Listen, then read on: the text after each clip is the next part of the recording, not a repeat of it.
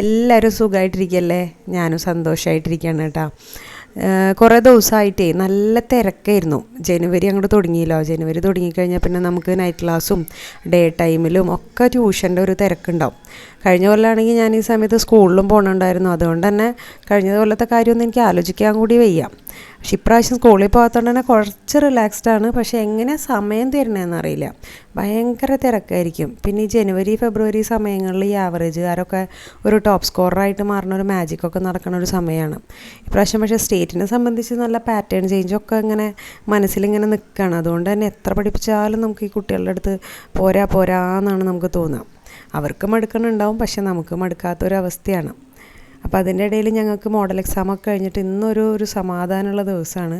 അപ്പോൾ ഞങ്ങൾ കാര്യമായിട്ട് തന്നെ ഊണിൻ്റെ പരിപാടികൾ തട്ടിക്കൂട്ടുന്നുണ്ട്. അവിയലും വെള്ളരിക്ക മോരും കൂടി പച്ചടിയും പിന്നെ മീൻ പൊരിച്ചതാണ്. അപ്പോൾ മോളും കൂടിയിട്ടുണ്ടായി ഇന്ന് മീൻ പൊരിക്കാനൊക്കെ. അവൾക്ക് ഇഷ്ടമാണ് കുക്കിംഗ് ഇങ്ങനെ ചെയ്യാനൊക്കെ. എല്ലാം അടുപ്പിച്ചൊക്കെ കൊടുത്തു കഴിഞ്ഞാൽ കൂട്ടത്തിൽ ഇങ്ങനെ നിന്ന് സഹായിക്കാനും ഹലോ ഗൈസ് എന്നൊക്കെ പറഞ്ഞ് അതൊക്കെ ഇങ്ങനെ ചെയ്യാനൊക്കെ ഭയങ്കര ഇഷ്ടമാണ്. അവളുടെ ഈ പ്രായത്തിൽ ഞാൻ എൻ്റെ വീട്ടിലെ എല്ലാ ജോലികളും ചെയ്യുമായിരുന്നു. എൻ്റെ അമ്മ പണിക്ക് പോണ ഒരാളായിരുന്നു. അപ്പോൾ എനിക്ക് അനിയനെ നോക്കണം, ഈ കാര്യങ്ങളൊക്കെ ചെയ്യണം, അതൊക്കെ ചെയ്തിരുന്നപ്പോൾ അന്ന് എനിക്കതൊരു ഭാരമൊന്നുമായിരുന്നില്ല. പക്ഷെ ഇപ്പോൾ ഈ മോളുടെ ഈ പ്രായത്തിൽ അവളിതൊക്കെ ചെയ്യണ കാര്യം ഓർക്കുമ്പോൾ എനിക്ക് ആ പഴയ എന്നോട് കുറച്ച് സ്നേഹവും അലിവും ഒക്കെ തോന്നാറുണ്ട്. അയ്യോ പാവം എന്ന് തോന്നും. അതൊക്കെ അന്നത്തെ കാലത്ത് എല്ലാവരും കടന്നു പോകുന്നൊരു കാര്യങ്ങളൊക്കെയാണ്. ഇപ്പം അതൊക്കെ ഓർക്കുമ്പോൾ ഒരു കഥ, അത്രയേ ഉള്ളൂ. പറഞ്ഞു വന്ന ആ ഫ്ലോ അങ്ങോട്ട് പോയി. അപ്പം മീൻ പൊരിച്ചതൊക്കെ വേഗം റെഡിയായി. ഇതൊക്കെ അവളുടെ അലങ്കോലപ്പണികളാണ് കേട്ടോ. അവൾക്ക് ഇങ്ങനെ ഡെക്കറേറ്റ് ചെയ്യണതൊക്കെ ഭയങ്കര ഇഷ്ടമാണ്. അപ്പോഴേക്ക് ഞാൻ അവിയലിലേക്ക് തേങ്ങ അരച്ച് കൂട്ടി അതിന് തളിക്കാനുള്ള പരിപാടികളൊക്കെ നോക്കി. പിന്നെ വെള്ളരിക്കയിലേക്ക് തേങ്ങ അരിക്കാൻ നോക്കിയപ്പോൾ കറണ്ട് അങ്ങോട്ട് പോയി. അപ്പോൾ ഞങ്ങൾ അവിയലും തളിച്ച് മീൻ പൊരിച്ചും കൂട്ടി ചോറിനാനുള്ള കാര്യങ്ങളൊക്കെ ആക്കി.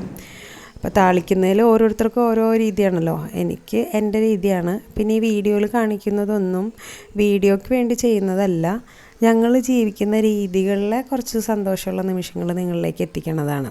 അപ്പോൾ ഇതിൽ പല തെറ്റുകുറ്റങ്ങളൊക്കെ ഉണ്ടാവും. അപ്പോൾ അതുകൊണ്ട് ഈ കറി ഇങ്ങനെയല്ലല്ലോ അതങ്ങനെയല്ലല്ലോ എന്നൊന്നും ആരും വിചാരിക്കരുതേ.